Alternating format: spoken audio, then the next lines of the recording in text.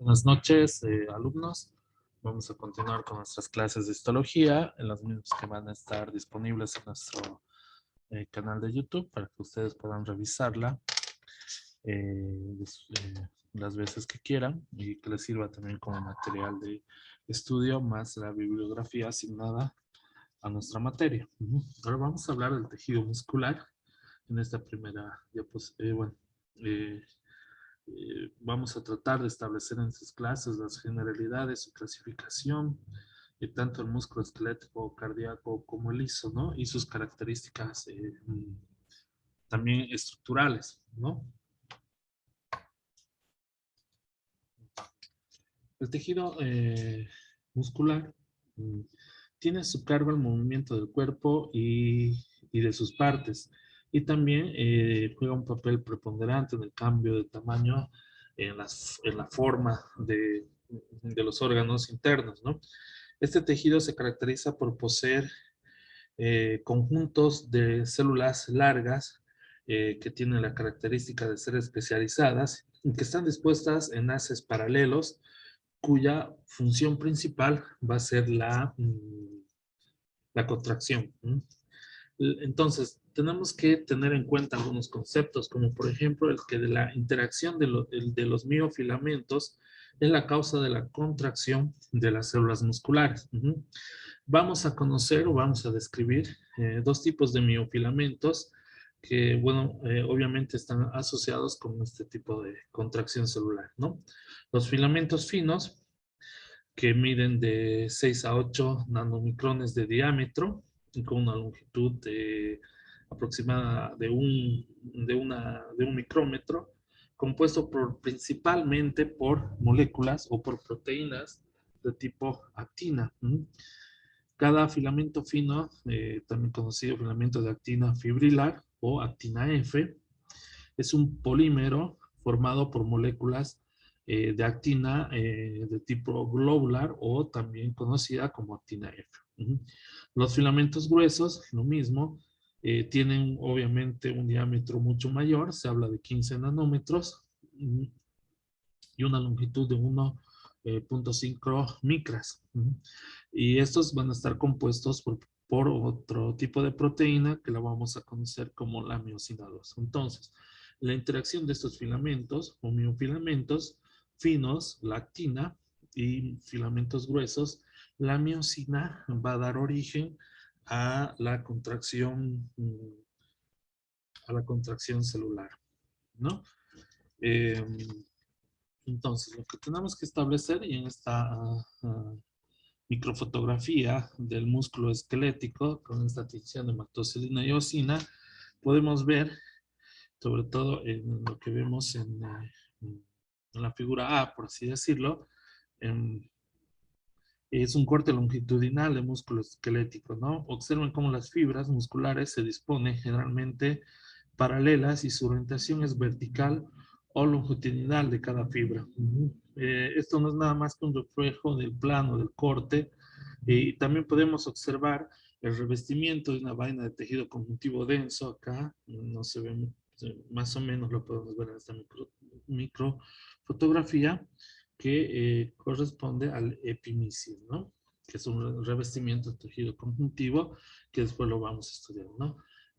Vemos la distribución de las fibras musculares longitudinales, largas, y en este caso, bueno, podemos ver una estructura nerviosa en medio de los haces de fibras musculares. Y en este sector de la microfotografía vamos a ver obviamente con más aumento también un corte de hematoxilina eosina. Vamos a distinguir bien las estriaciones transversales de las fibras musculares. Vamos a ver que este tipo de estriaciones transversales de esta fibra muscular son unas características histológicas del músculo esquelético, ¿no? Entonces, hay una clasificación del tejido muscular y se va a clasificar según su aspecto, según el aspecto de las células contráctiles, ¿no? Se reconocen dos tipos principales de tejido muscular. Entre estos vamos a hablar del tejido muscular estriado, en el cual las células van a exhibir estriaciones, como estamos viendo acá, transversales, visibles, algunas de estas con el microscopio óptico. Ya vamos a clasificar después o vamos a ver todas las estriaciones que puede presentar el músculo esquelético y vamos a ver que algunas solo se pueden ver con microscopio de luz polarizada. El tejido muscular liso, en el cual las células no tienen estriaciones transversales. Pero a su vez tenemos que tener en cuenta que el tejido muscular estriado va a tener una subclasificación. Esa subclasificación se va a dar sobre todo por la ubicación, ¿no? ¿Cómo se va a subclasificar el tejido muscular estriado en esquelético? Que es el que se fija a los huesos y tiene a su cargo el movimiento del esqueleto axial y apendicular y el mantenimiento de una postura, posición corporal. Además, el músculo esquelético ocular, como los músculos intrínsecos del ojo, van a ejecutar movimientos que son muy precisos, ¿no? Obviamente como los movimientos de los ojos, ¿no? El tejido muscular estriado o visceral tiene una morfología idéntica a la del músculo esquelético, pero su distribución se limita a pocos sitios. Por ejemplo, la lengua, la faringe, la porción lumbar del diafragma y el segmento superior del esófago, ¿no? Que tienen que ver también con la deglución. Y un tejido muscular estriado cardíaco. Bueno, que como su nombre lo dice, es un tejido muscular que se halla en la pared del corazón y en la desembocadura también de los grandes vasos, ¿no? El músculo esquelético. La célula muscular esquelética es un sinsitio multinucleado, así lo describen muchos libros. Sinsitio, estamos hablando de un espacio un espacio compuesto por muchas células, como pueden ver acá. A eso se refiere un sinsitio, ¿no? Un sinsitio es un espacio o cavidad compuesta por muchas células, como pueden ver en esta microfotografía, que bueno, ahora vamos a terminar de describirlo. El músculo esquelético,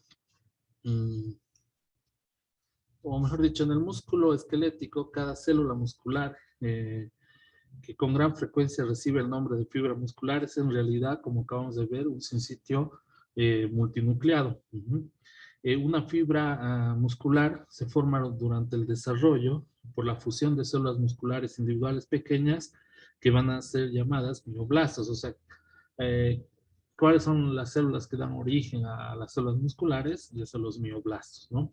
En un corte transversal, la fibra muscular va a tener ese aspecto multinucleado, tiene la forma poligonal y mide de 10 a 100 micras de diámetro. Su longitud va a variar desde casi 1 metro, como por ejemplo en algunos músculos del miembro inferior o el músculo sartorio, hasta unos cuantos milímetros, como por ejemplo los músculos del estribo en el oído. Los núcleos de la fibra muscular esquelética están en el citoplasma, ubicados justo debajo de la membrana plasmática, que como característica en el tejido muscular va a recibir el nombre de sarcolema. Entonces, la membrana plasmática recibe el nombre de sarcolema. El músculo, como pueden ver acá en esta microfotografía, es una representación esquemática que va a demostrar o mostrar la organización general del músculo esquelético y su relación con el tejido conjuntivo que lo circunda, ¿no? Observen cómo se distribuye el endomisio que rodea las células o las fibras, como pueden ver ahí, rodeando las celulitas o las fibras, obviamente musculares, el perimisio que rodea cada fascículo muscular y el epimicio que rodea el músculo completo, ¿no? El epimicio,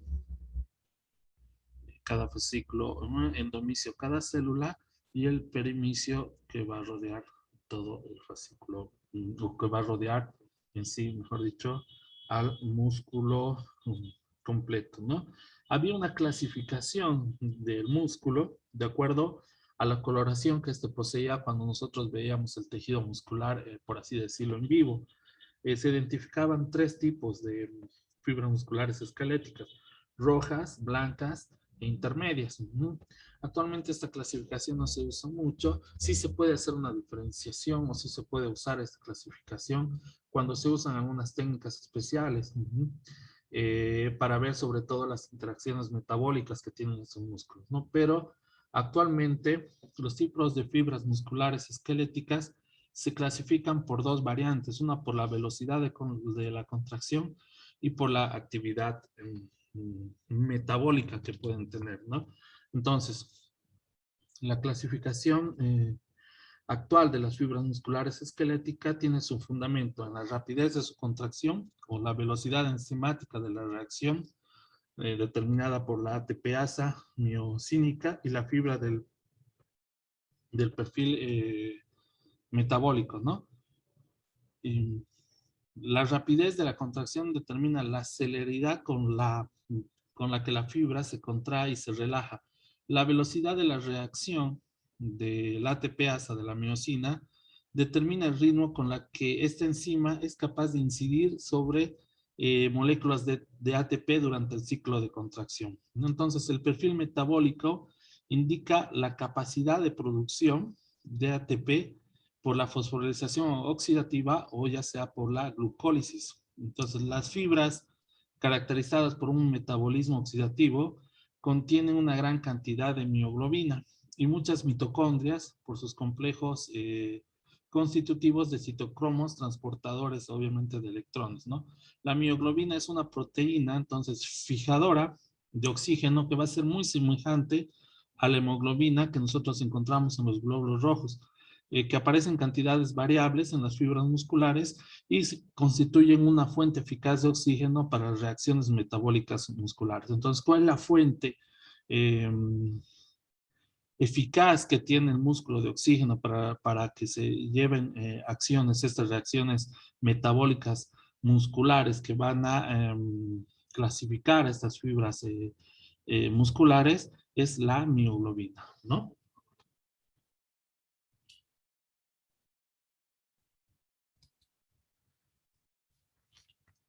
Bueno, para hablar un poquito más de la estructura, por así decirlo, molecular, también existe una descripción en tres tipos de fibras musculares esqueléticas, ¿no? Las fibras musculares de tipo 1, que se conocen también como oxidativas lentas, las fibras de tipo 2A, glucolíticas o oxidativas rápidas, y las fibras de tipo 2B, también que son glucolíticas rápidas, ¿no?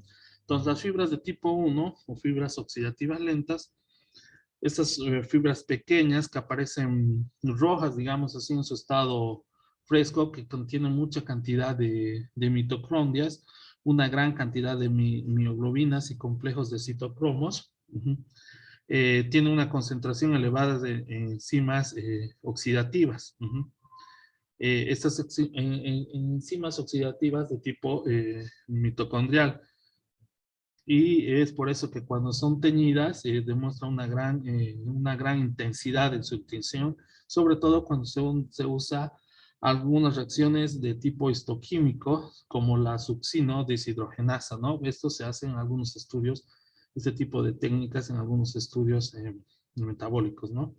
Las fibras de tipo 1 forman unidades motoras de contracción lenta y son mucho más resistentes a la fatiga. Son las fibras que vamos a encontrar principalmente en los músculos largos del dorso de los seres humanos, en los que particularmente están bien adaptados para las contracciones lentas o contracciones que tienden a ser prolongadas y que son necesarias para mantener la posición erecta, ¿no? del cuerpo del ser humano. Las fibras de tipo 2A, conocidas también como fibras glucolíticas o oxidativas rápidas. Estas son fibras intermedias que se ven también en el tejido fresco, son de tamaño mediano, con muchas mitocondrias y un contenido también elevado de mioglobina.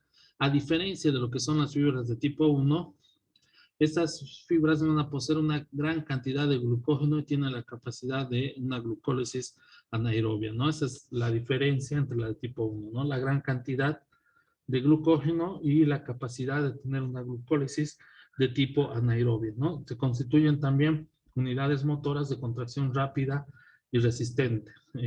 de contracción rápida y resistentes a la fatiga, ¿no? Estos son los músculos, digamos, o las fibras musculares que más desarrolladas tienen los atletas, ¿no? Y las fibras de tipo 2B o fibras glucolíticas rápidas, estas fibras son, estas fibras son grandes, aparecen en vivo en un color blanquecino o en un estado fresco, van a contener menos cantidad de mioglobina y una cantidad menor de mitocondrias que las fibras tanto de tipo 1 o las de tipo 2A. Tiene una concentración reducida de enzimas oxidativas, pero exhibe una actividad enzimática, por decirlo, una actividad enzimática anaerobia importante y almacena una cantidad considerable de glucógeno. Estas fibras integran también unidades motoras de contracción rápida propensas a la fatiga. Constituyen, por ejemplo, la mayoría de las fibras que componen los músculos extrínsecos del ojo, o los músculos que controlan los movimientos de los dedos. Para definir estructuralmente las miofibrillas y los miofilamentos, y como así también el músculo esquelético en sí, tenemos que tener en cuenta tres características importantes, ¿no?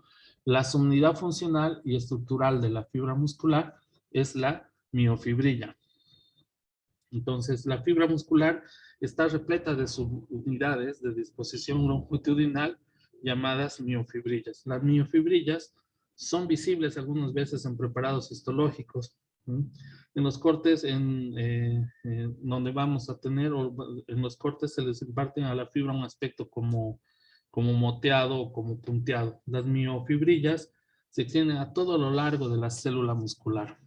También hay que tener en cuenta que las miofibrillas están compuestas por haces de miofilamentos, ¿no? Los miofilamentos, ¿qué son los miofilamentos? Son polímeros filamentosos individuales de miosina de tipo 2, ¿no? O de filamentos gruesos, como habíamos dicho, miosina tipo 2, filamentos gruesos, actina, filamentos delgados, ¿no?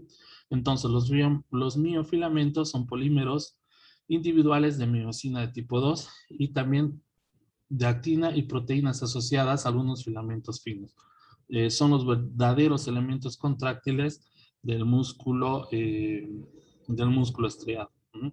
Y obviamente, como habíamos visto ya en la microfotografía, las estriaciones transversales representan unas características histológicas principales del músculo esquelético. Este es también un dibujo, un gráfico, donde tenemos una representación esquemática de lo que es el músculo esquelético, ¿no? El músculo esquelético está compuesto por haces de fibras musculares llamados fascículos. A su vez, cada fascículo está formado, como pueden ver ahí, por conjuntos de fibras o células musculares que son alargadas. La fibra muscular consiste en agrupaciones de subunidades longitudinales de miofibrillas, que a su vez están compuestas por miofilamentos de dos tipos: filamentos gruesos de miosina y filamentos finos de actina. Los miofilamentos se organizan de una manera específica que va a impartir a la miofibrilla un aspecto estriado o con estrías, como pueden ver acá, transversales, ¿no? Entonces, pero a su vez tenemos que tener en cuenta que la unidad funcional de la miofibrilla es el sarcómero, como podemos ver acá. O sea, la miofibrilla también tiene su unidad funcional, que es el sarcómero, que se dispone entre cada línea Z de los músculos, estas líneas transversales que vamos a ver acá, ¿no? Según la disposición de cómo se ponen o cómo se superponen los filamentos, vamos a encontrar una serie de estriaciones en el músculo, desde las bandas I en filamentos pequeños o filamentos delgados, las bandas H con filamentos gruesos, la superposición de filamentos de los miofilamentos, ya sean gruesos o delgados, como pueden ver acá, miosina y actina, que dan el origen a las bandas A o las líneas M. Todas estas bandas, banda I, H, M, A, se ven de acuerdo a la disposición de los miofilamentos en los haces de en las miofibrillas, ¿no? Y en la unidad funcional de la misma, que es el sarcómero. Algunos de estos nosotros los podemos ver con técnicas histológicas convencionales, pero, o mediante microscopía óptica, pero para otros necesitamos la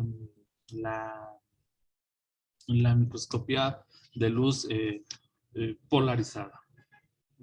Entonces tenemos que tener en cuenta en esto que la unidad funcional de la miofibrilla es el sarcómero, ¿no?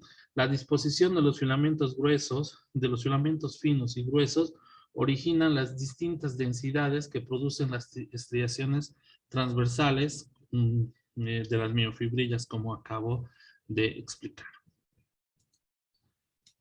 Ahora, para hablar más específicamente del tema de la contracción muscular, tenemos que tener en cuenta algunas características o algunos componentes, ¿no? La actina conocida como actina F, la troponina y la tropomiosina de los filamentos finos y de los gruesos, o miosina 2, son las proteínas primarias del aparato contráctil. Habíamos dicho que la actina G es una molécula pequeña que se polimeriza para formar una hélice de filamento que se va a conocer como actina F. Entonces, estos filamentos de actina son polares. Todas las moléculas de actina G están orientadas en un mismo sentido.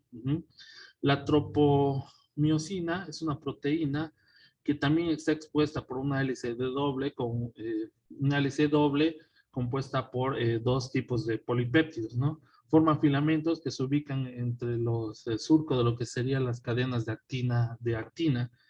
Y la troponina, en realidad consiste en un complejo también de subunidades globulares. Cada molécula de tropomiosina posee un complejo también de troponina. ¿A qué me refiero con esto? ¿No? Es que la troponina